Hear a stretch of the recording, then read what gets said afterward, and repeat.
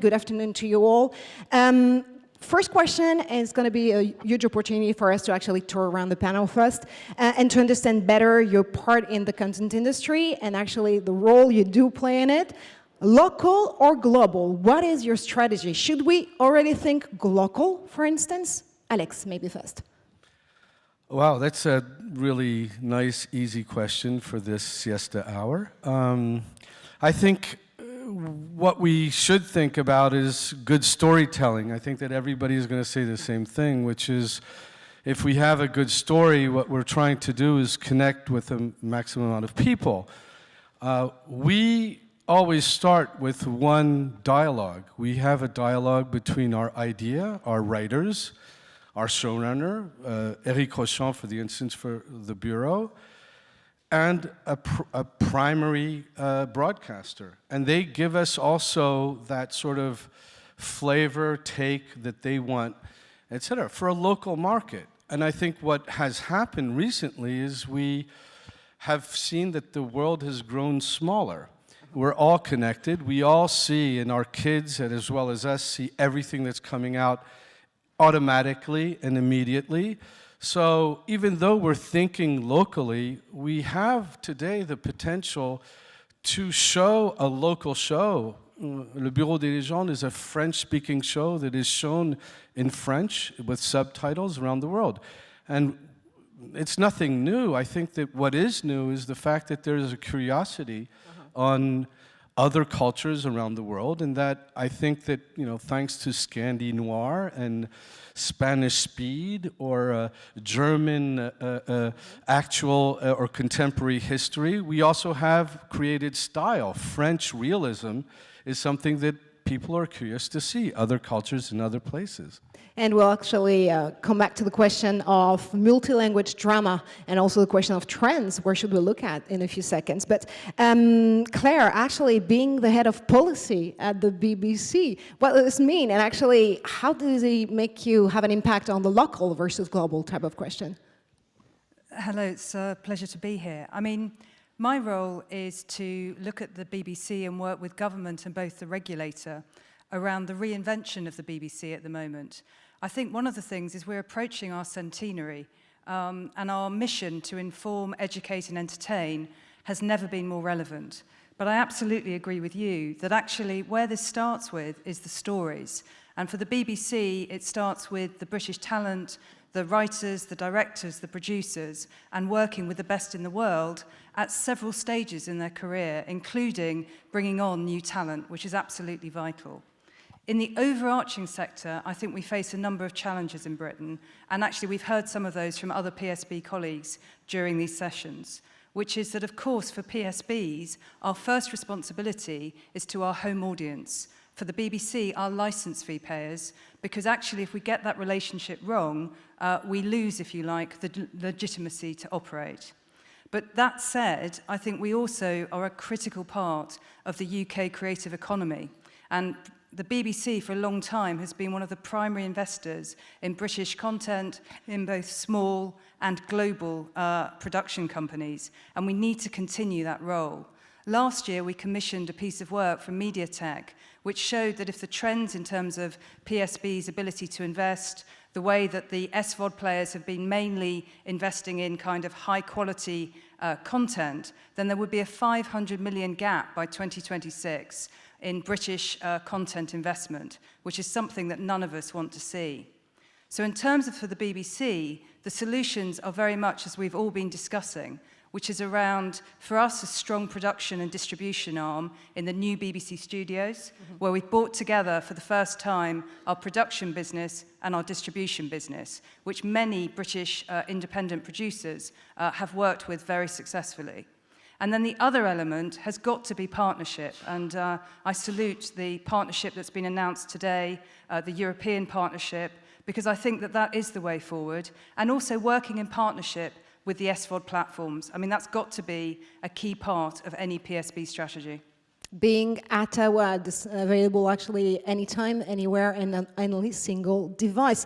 Antony actually producing and telling great stories, local stories, to make them aware abroad is definitely your day-to-day job at HBO Europe, right?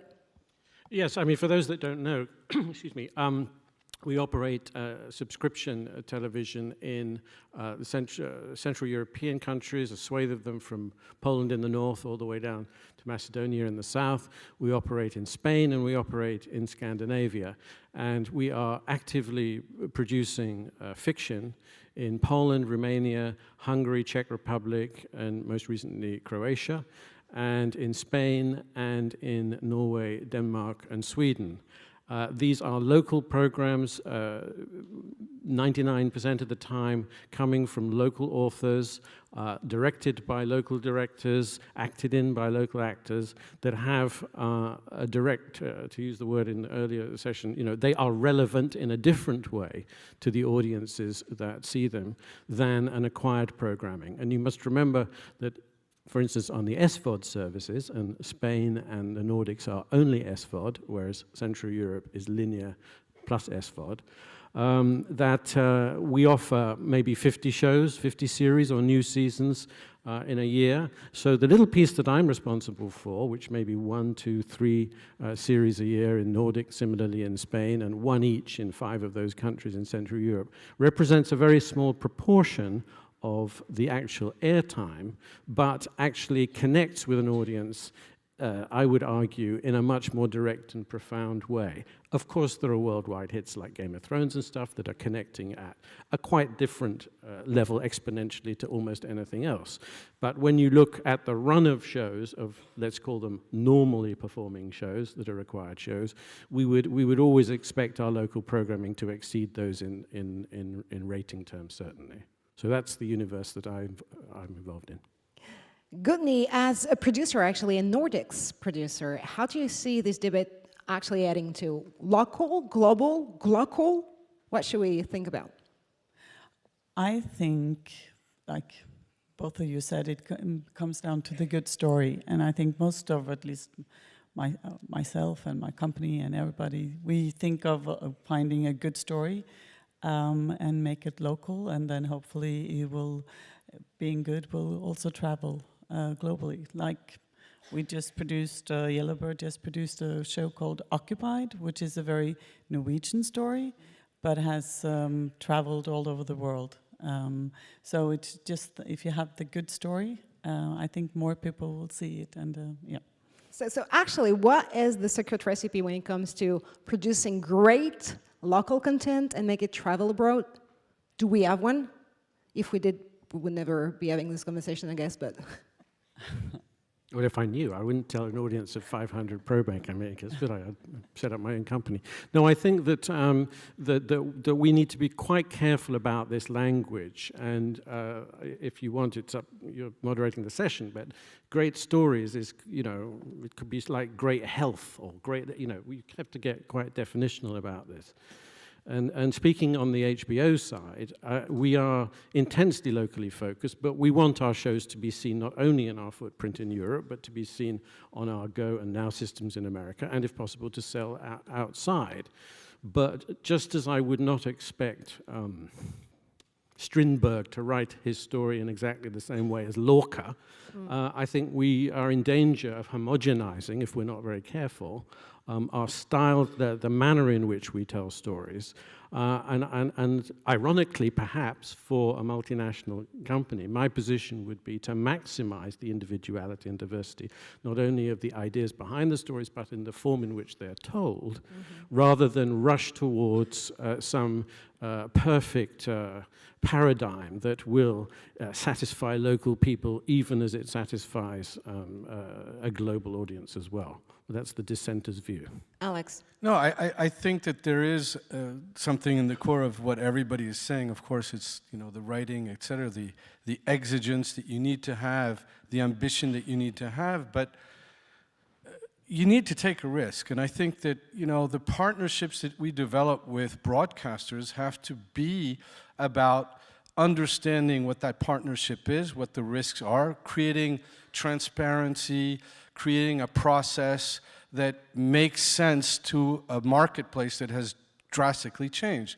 I'm just a local producer in France that happened to work also outside of France. Our show is was really about reinventing a process that we adapted from what was done in the North, what was done for the past 60 years in the United States, and adapting to the rules and regulations of what France is. But we have to think in a multi-domestic way. And I think it's not about international, it's not about just global, etc. It's multi-domestic. We have to win locally, as you were saying, as you do it, and Occupied is an amazing example. You have to make it work for a local public. And then excite other cultures in other countries into a world that you've invented, and in a process and a transparency that makes sense to all of the marketplace. Quick follow-up, actually, is Claire on the smart partnership, I would say, type of process. Yeah, just follow up on that brilliant, briefly, which is, I mean, from the BBC's perspective, one of our most successful global shows has been Sherlock, about a very British detective based in London. And I think you're absolutely right that what you don't want to end up with, although you can of course have the crime genre, is suddenly all your crime shows look the same, because from the PSB perspective, reflecting that diversity of our storytelling is absolutely critical. And sometimes in the UK that's been for uncomfortable viewing. If any of you have seen Three Girls recently, which is about a kind of sex abuse scandal, these stories are really important to be told, and it can be told in various different forms as well. So I think that's a really important point. I think that overall, in terms of where that leaves you in kind of global production, is that I guess what we're sort of saying is we think it starts with the storytelling and whether your responsibility, so for example, the BBC's responsibility is to look at those British stories first, and then to see potentially, do they develop into something international? And that's not always going to happen every time. But I think also in terms of the value chain in the market, if you look for Netflix, who produce kind of 2 series of The Crown, which is a wonderful show, the BBC aims to produce a lot more dramas and give a lot more variety to that same budget. So roughly for us, that would be 18 dramas, including some of our biggest hits like Dr. Foster, which is a story about a very screwed up relationship. So, you know, you can see that you get diversity by choosing to invest in different ways. And I don't personally think that high quality drama is just by a budget number. High quality drama starts with a fantastic, compelling story. I also think thinking local, I mean, is that coming from a small language area, it's important to take care of our languages. And even if you think of the Nordic as one country, sort of, it's several languages. Just a few years ago, the Swedes would never watch a Norwegian television show, or very seldom. But lately, also with the SWODs and with the globalization, we watch much more shows. And of course, in the Nordic country, we always had subtitles, so we always watched, you know, the British or the French or the Spanish. But we see it more. But I think it's very important that we, all of Europe, with all the different languages, keep that, so the audience have something that's just also part of their cultural language, not just this other specific. So that's a good thing. So let's actually tackle a little earlier than predicted the question of multilingual drama, because actually this morning we'll expect a really great review of facts and figures about where this industry is going. And one of the speakers was stating the fact that from his perspective, it was still super challenging actually to try to produce local shows with very specific languages. So my question is, how can we have 2 characters in a show speaking Dothraki and it's a global hit, and when characters can speak German and Italian, it stays local? I think it's different from each show, but referring back to the Occupied, I think we had 5 different languages. But of course, it's what we call natural languages. So the Norwegian would speak Norwegian, and then English, or the Russian in between, or the others. So I think if it fits naturally to the show, it's okay. Yeah, and then it's still a Norwegian show, even if you have all the other characters. But actually, multi-language is also something, as a result, actually, you come up with when you follow a co-production type of strategy. So it really pays off in this regard. But are there only an unexpected result of co-financing? Can they actually be a driver for new audiences? For our show, had nothing to do with the financing. It was just the character that were part of the show. But I think if you try to just do it because of the financing, it doesn't really work. It has to be natural and it has to be in the story. Yeah, I don't think any of these co-productions, if they're solely financially driven, I don't think it works. And people know, the audiences are very sophisticated. I mean, we're all growing up under the influence of what came to us from the West a lot. I mean, generations grew up with US fare. We now have, generations that are ready to take up that sort of vision, that know what they want to see, they know how to write. They're the great directors, great actors. That whole process has evolved immensely in the last 10 to 15 years. So I think that the golden age that sort of HBO addressed about 20 years ago with putting the showrunner and putting that ambition, that exigence, that high quality, not taking those risks, I think that's what's going on also in Europe today. And the idea of what you were mentioning about Scandinavia, here you are, small countries that are regrouping together that find that multi-domestic sort of minimum that makes it work.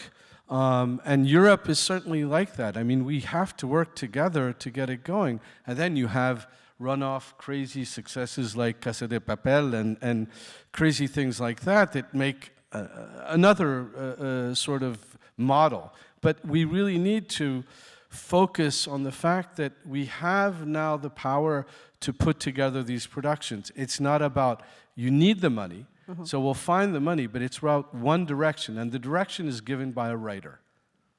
But actually the question is Casa de Papel just one miracle in the ocean? Or can we actually duplicate, replicate that type of model and, again, have those super great local type of content having global type of audiences? Well, I think from time to time there's always going to be global breakout hits. I mean, look at what Scandinavia did in a run, but from the Killing Through the Bridge to Berger. And again, if we knew... And also Scum. And Scum, in a completely As a different Norwegian, way. I have to mention the Scum. Yeah. I mean, if we could predict this, we would be seers and prophets. It's not something that we can ever do. We're actually shooting our first multilingual co-production at the moment, which is a German-Romanian co-production. I think about 85% of the dialogue will be in Romanian and 15% will be in German. That was interesting to us because, some of you may know, there was an extensive German-speaking community in Romania for a very long time, really through to Ceausescu made a deal to sell people back to Germany, remarkably, but then also some stayed on in the Saxon towns. So we have the story of someone who is assigned to a professional task in Timișoara, from Germany, from Frankfurt, and she is from one of those families, and so the journey that she goes on is not just the journey of the investigation that she's been assigned to, but is actually an identity journey about where she came from and where her parentage came from and everything like that. That would illustrate to me, I hope, and it works, we never know if these things will work, but that if you are character-led, writer-led, and story-led, you will find circumstances in which it's glorious to do multilingual work, but the idea of shoehorning the German who first seen lands in Chicago and starts to do a script. There's many scripts we get sent, please, the producer says, we could do this anywhere. Yeah, and you look at it and you say, yeah, you could cross out Paris and put in Chicago or put in Sydney, Australia. It doesn't make any difference. That's absolutely antithetical to my point about what we want to do, which is something that's deeply authentic to somewhere. And if you get the dressing around it right, it will also be appealing in other places too. Quick follow-up with Clare. So two of our most recent, if you like, global co-productions with AMC have actually been multilingual in their content by their characters. So the first was really The Night Manager, which was a kind of international story about a kind of dark dealer played brilliantly by Hugh Laurie. But more recently, for those of you who saw McMafia, I think that was really interesting because, as it turns out, because the situation in London only ever gets more exciting in relation to the Russians. But actually, the Russian family, who were also Israeli, meant that for the first time, we were actually showing a show that was in English, in Israeli, and in Russian. And I thought that was really interesting because I think just as the digital technology is making us truly global, so are our stories and the way that we're living our lives. And again, I don't think you can do that by deliberation. I think it happens by the stories that you see around you and then how you tell them. But what that means, though, is that our audiences, particularly our younger audiences, are getting used to thinking about languages in a different way. Mm-hmm. So that may be an unusual point to make from the BBC, but I do think, actually, in the way that the world is changing around us, you know, for example, you could imagine a story about Syrian refugees where you would want to hear those Syrian voices in their native language. And I think that's a really important part of this debate as well. Absolutely. So actually, if I do follow you pretty closely or very closely, what you're saying that we don't need necessarily to consider local content audiences as niche markets, but can they really compete with blockbusters type of global content? You're saying, can a local show compete with a blockbuster? Yeah, exactly. Well, it's not going to compete with an English language blockbuster on the international stage, in my view. I think, to the point that was made earlier, that technology has allowed us all to share the work that we do in a much, much wider way. But do I see a Romanian drama series, however good it is that we make, displacing a BBC One primetime English drama? I'm afraid I don't see that in my lifetime. But what is exciting and binding for us all as humans, and actually as Europeans in particular, is the opportunity to, and I speak as, unfortunately, as a country that's coming out of the Union, but what's binding us together is the fact that we can get these shards of light, these insights, these windows and doors opening into other countries, whether it's watching Montalbano on a terrestrial TV in the UK, or whether it's going to Walter Presents, which we have in the UK via Channel 4, where some of our shows actually go, and sometimes even get reviewed there. And these are never currently going to be the big blockbuster things. They're going to be little pieces, mostly. But I think there's also another aspect to this. This is, you know, the story, the core, all of this is relevant, the realism that we have. People want to hear real stories, want to have that creativity, they want to know more, that originality. But if we make it, they will come, does not exist anymore. You need to be able to strongly market. You need to make and use all the tools necessary so that people get what that effort, that time, that energy, whatever has been spent to create that show is going to be seen. And I think that there is also a very smart model that happened in Scandinavia and in Israel, where very small countries did the most amazing thing of promoting good storytelling, but getting it out to around the world. And I think, especially in France, we're not that great at marketing shows outside of our country. And it's just because we were very focused on our Franco-French environment. Now everybody's looking at us, and you know, it's really about connecting people with a brand. And my partner would hate me when I say that, but we create brands. We create emotionally charged brands that people engage with, people spend and invest tens of hours with on a weekly or daily basis, or if they binge, they do nothing else. But that is something that it has to be understood, that the consumption, the way that we get out, in a world where there's 800 different series every year, we need to be able to emerge. So it is about the tools, it is about the sophistication that we can bring in terms of selling what we're trying to do and getting as many people to see it. And that's also part of the equation. So it's definitely about how to create the conversation needed by audiences so they can engage with the brand, with the content, with the show, where they want to share it to their community and communities, plural, abroad, if they have one. Yeah, well, The Wire. was a great example. The Wire didn't even, wasn't a great success on HBO in terms of audience, but it's still today considered one of the biggest shows and attracted all of these amazing talents to an era at HBO that was at the forefront of everything. So I think it is about doing that sort of groundwork to make it happen. Antony.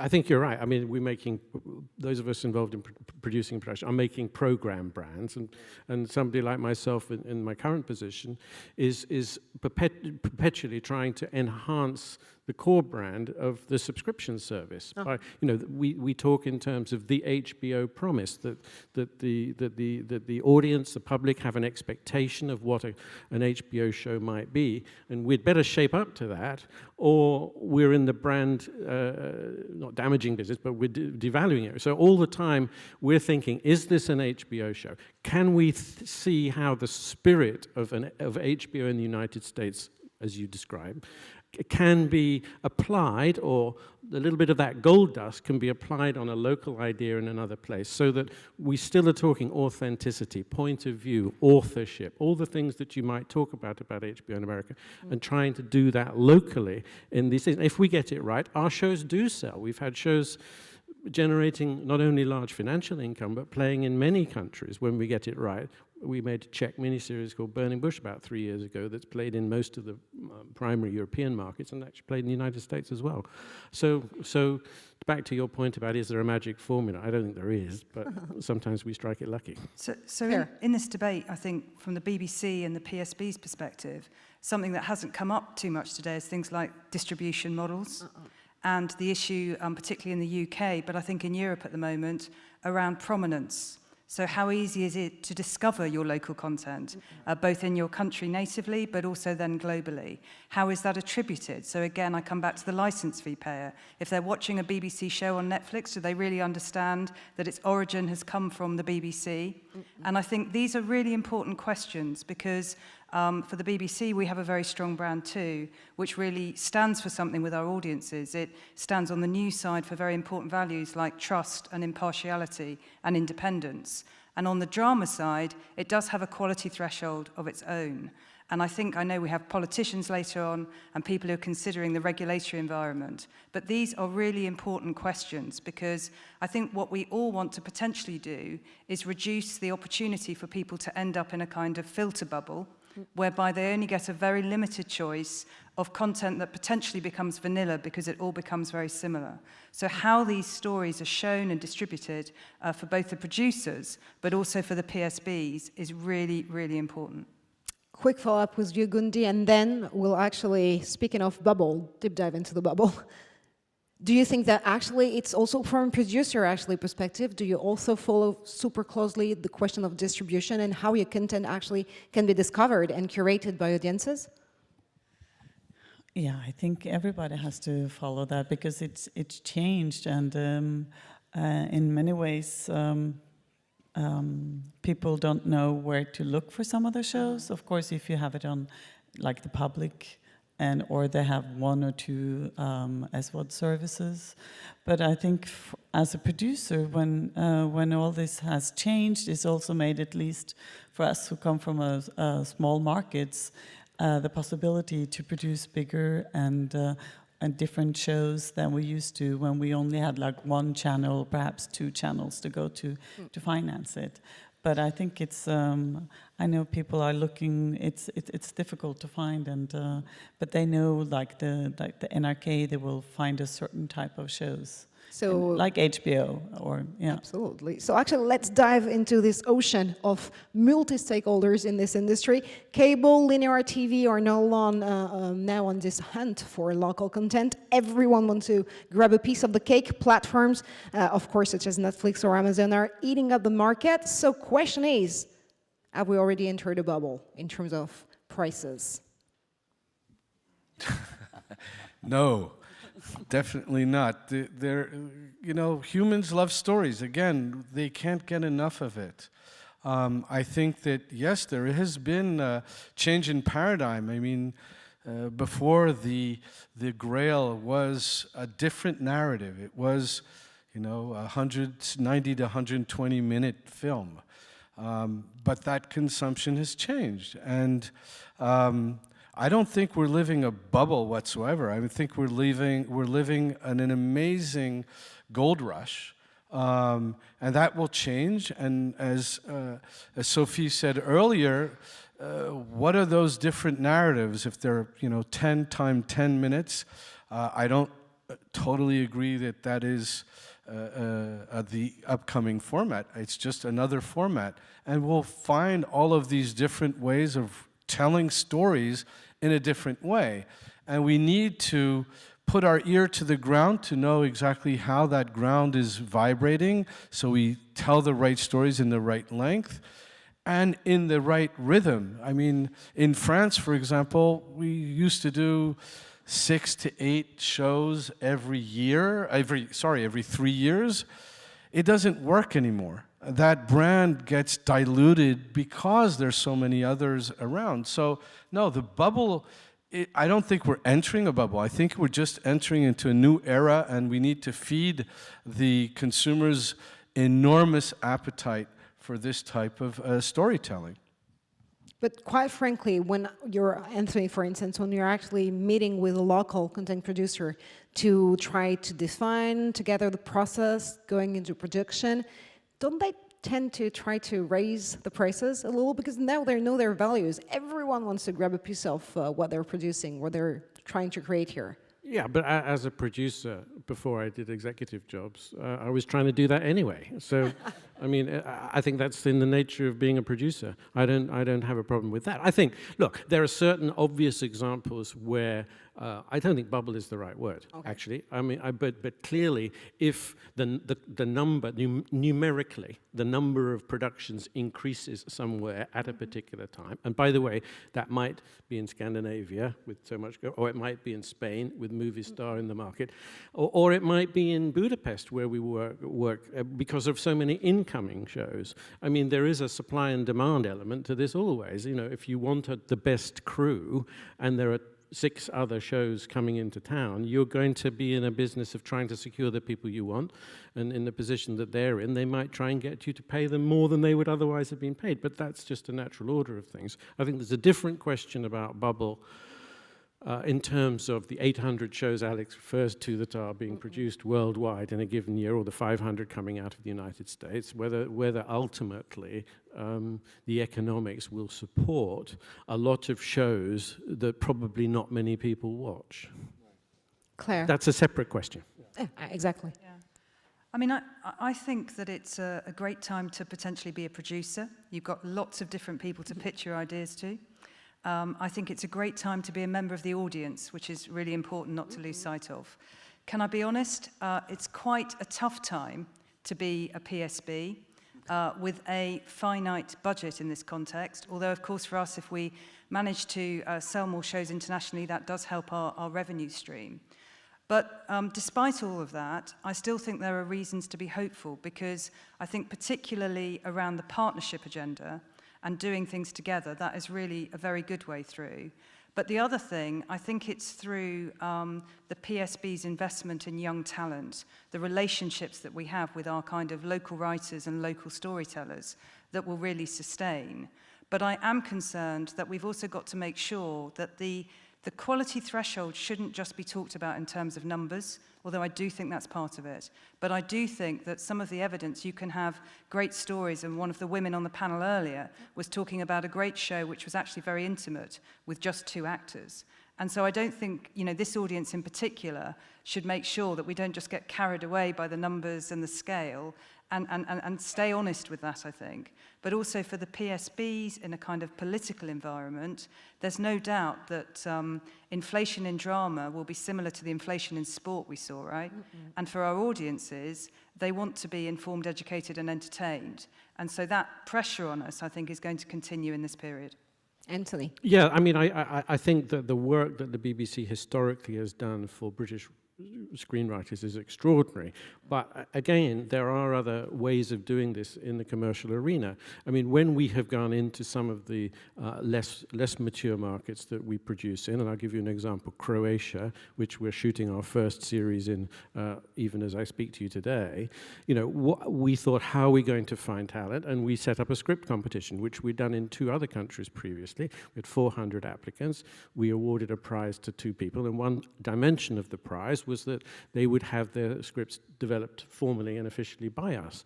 One of those scripts, 6 Hours, is now becoming a series on HBO that will also play in the United States.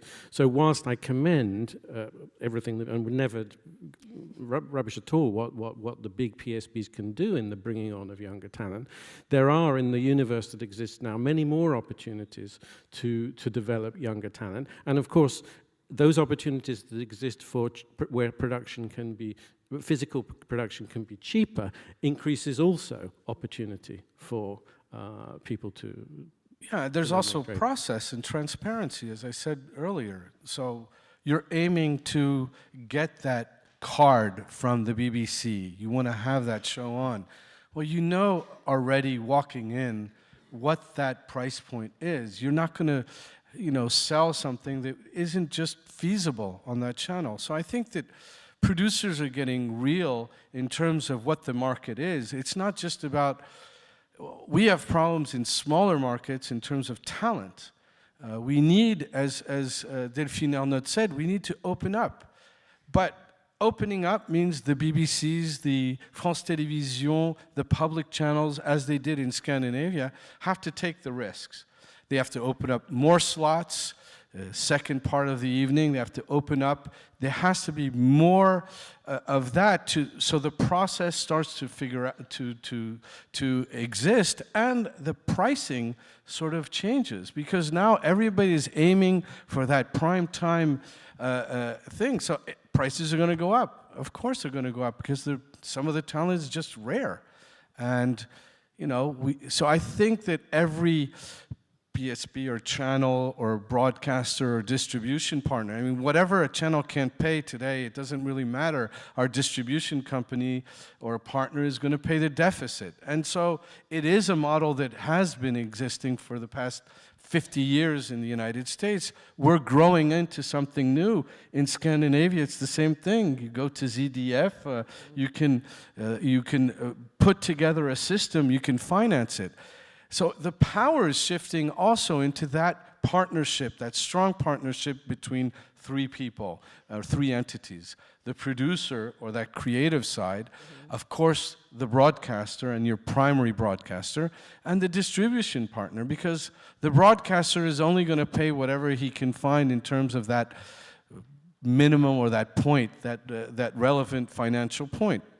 So, you know, there is a way of financing all this, because there is a longer tail in terms of exploitation. Power to the user. Well, actually, I'd like to get back to this question of, do we have enough return on experience already to try to see what countries or what territories actually are benefiting the most from this local content type of strategy? Which are the countries doing best to that regard? Antony, maybe? I'm sorry, are the countries are doing the best in terms of bringing this local content strategy, benefiting from it? Yeah, well, we're in a slightly different business, aren't we? We're encouraging subscribers. We're not looking at an individual production that we do to make an individual profit, as it were, through the sort of mathematics that Alex is having to do every day as a producer. That's not the business that we're in. But clearly, we believe this is something we should be doing, and it's showing a great return. And particularly as we move further and further into an OTT universe and away from a linear universe, we're going to learn a lot more about the value of the programs commercially to us in a very direct way. Did people sign up when they saw your show? Yeah, where's the brand? What's that brand value? Yeah. Do you go see Game of Thrones? Or do you go see Game of Thrones on HBO? Or what are we selling? Well, I know perfectly well, as far from my standpoint, is you're buying that content, that series, wherever it is. Now, we need to marry smartly those brands together. How do we marry that emotionally engaged brand with that distribution brand or that experience brand or that environmental brand, et cetera? And that is something that is becoming more and more sophisticated, especially in Europe. And I think that that's something that we can really look forward to. Now, coming back to storytelling, which are the genres we should look for right now? I mean, trends are moving also super fast as audiences are following those kind of trends. So, for instance, 10 years ago, everyone was craving actually for some Nordics noir type of thrillers and type of shows. Now, are we shifting to different trends, and are they still super linked to their local area, the local area where they're produced? Or do we see a mix and match type of genre and shows? If I should represent the Nordics, I think we still will do Nordic noir or darker things, but I think we have the opportunity, and since we now have the eyes on us, we produce much more diverse programs. But I think there will always be sort of a crime thing would be one part, but like in Norway, there's a lot of comedy, but that's very local, very hardly travel. There's more historical shows, and I think we just opened up a little bit more, but for a while that was the way to do a crime. That was what people were interested in, and also to be able to make larger shows and to co-produce with other countries and television. I think like The Killing, The Bridge, everything opened up for us. So what is actually the next big thing when it comes to local content? What type of trend should we actually look for again? A good story. I mean, That's definitely going to be your answer. One of the things I was just thinking about was, and it's not a drama, but there's something about if you hit a cultural zeitgeist. So in the UK, who would have thought a sort of story about 1950s baking, you know, a format that's the Great British Bake Off, would just have a huge resonance across all ages and has been a format that's then also travelled across the world. So it's something similar in drama, that actually there are particular times, and I think with the Nordics, they showed that to us all incredibly successfully.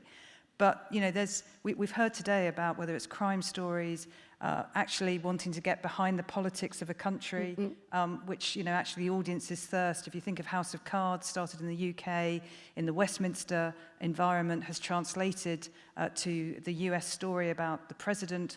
And I think one of the interesting things is actually, to a certain extent, you've got kind of period drama, you've got crime, you've got politics, you've got relationships, but it's the story that fascinates, or it's that it just captures, which I think, as I said earlier, McMafia did, a particular moment in culture or experience which everybody's interested in. So I would have thought, a bit like the secret ingredient, if we knew it, we'd probably keep it quiet, but also that it tends to sometimes reflect that moment in society or that particular interest that has been triggered in some way. And that's one of the things that makes this industry so fantastic.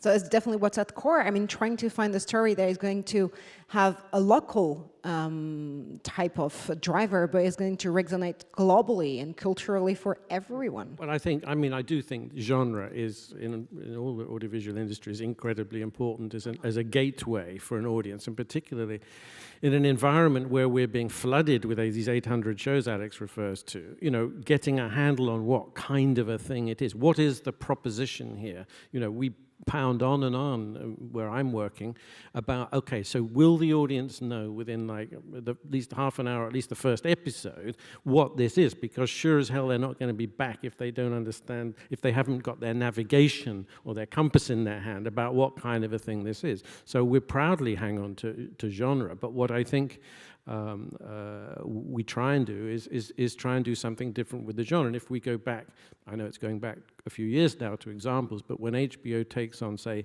the Mafia, it takes a guy who is seeing a therapist. If it takes on the notion of examining a family, it does 6 Feet Under or Big Love being a show about a woman with 3 wives. So I think we need to, all the time in my environment anyway, keep exploring, hang on to the backbone of genre and the, shall we say, recognizability of it being in some way related to a genre, but then allow the individual voice and the individual perspective to come through that in a sense has this as its skeleton, but actually it's doing a whole lot of other stuff as well. But I mean, right now I see some of the trends that are emerging, and also the people that we're talking to in terms of the shows that we're creating is, oh, we need reality. It has to be anchored. People are going to look into that show, and if it's a mafia show, is it really how that, is the mafia doing it that way? Do they live that way? Is the cynicism of Washington or Westminster in the House of Cards, is that really what it is? And that's really fascinating. Le Bureau des Légendes, really, the Bureau, that's what happened, which was there is a curiosity of you're learning something and you're being entertained. And I think that trend is certainly something that's happening, and you want to connect to those little things and then get on the ride and just have fun. That's what it's all about. Yeah, relevance is another word we continue to use. It must be relevant. Even if it's a period historical drama, it's got to feel relevant. Last question, and I hope it's going to be relevant around this panel. Can we actually use also this local content as an instrument of soft power at a global scale? Is it also a tool that helps us as European to differentiate ourselves from the other brands in the industry? It is something that we can actually, like use as a tool of cultural diversity in European. You certainly did it in Scandinavia. I mean, you've led the pack in terms of soft power and inventing new stories and putting on the map. Certainly, I mean, we all represent soft power in terms of trying to tell a story that's interesting and that talks about, where we're from. Le Bureau des Légendes, the Bureau, is really about French geopolitics in the world. It's about it's a spy story, and it's a love story in the intelligence world. So yeah, if it works and we have more people watching the show in the United States than there is in France, so of course it's part of that soft power. But and yeah, we should be conscious of it, and we should help in whatever ways we can. It's about culture and pushing our culture. Yeah, Claire. And I think it's about the diversity of those cultures. I mean, from the BBC's perspective, it is about British storytelling. We have a great event that we hold every year, which some of you may have come to in Liverpool each year, where we do the showcase of not just for the BBC, but the great British production industry.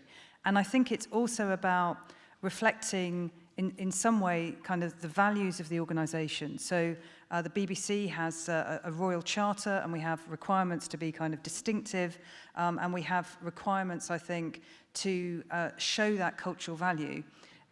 In this context, though, it's a difficult question, isn't it? Because in some of the crime dramas or whatever, the way that characters behave is going much broader than that. But of course, I think that the main thing, I think, is to celebrate the difference. The thing that concerns me about some of this sometimes is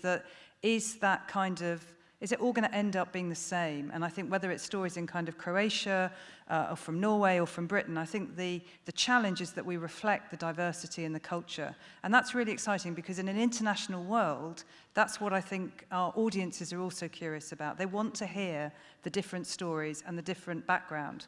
And I think that's critical for us as a PSB. Antony and Gudny, final words with you.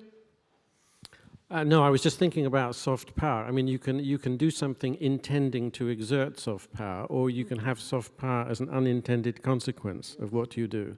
And I would never, for a remote moment, say that we would think about exerting it. At the same time, it's been personally very, very satisfying to spend a number of years in Central and Eastern Europe, which are not places that traditionally people have thought of as sources of great audiovisual storytelling. In films, yes, but in TV, no. And to see the way in which we've been able to influence, yes, soft power.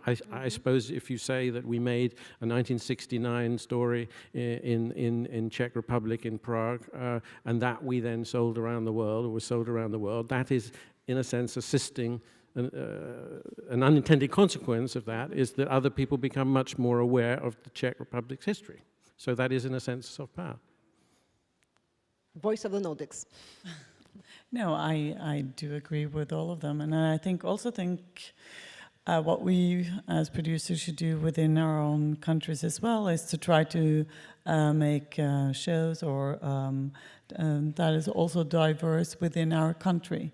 It tends sometimes to be, especially in Norway, has just been one type of people, but now just to reflect the whole country and everything and all the diversity in it. So that's also something that's important to take into account, and I think that could be also a soft power to how to change things within.